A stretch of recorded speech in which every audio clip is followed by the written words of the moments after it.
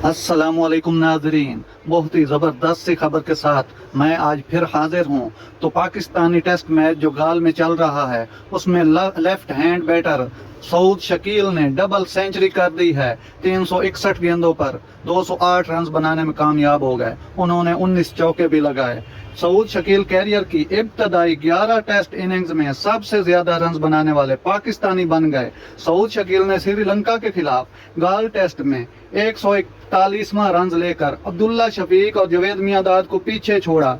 गाल टेस्ट में 141वां रन सऊद के कैरियर का 721वां रन था, जो कि उसके लिए रिकॉर्ड बन गया। अब्दुल्ला शफीक ने इब्तदाई 11 इनिंग्स में 720 रन बनाए थे, जबकि जवेद मियांदाद ने कैरियर के इब्तदाई 11 इनिंग्स में 654 रन बनाए थे। तो हम आपके लिए ऐसी वीडियोस लाते रहते हैं। तो अगर हमारा वीडियो अच्छा लगा हो तो हमारे चैनल को सब्सक्राइब करें, लाइक शेयर भी किया करें।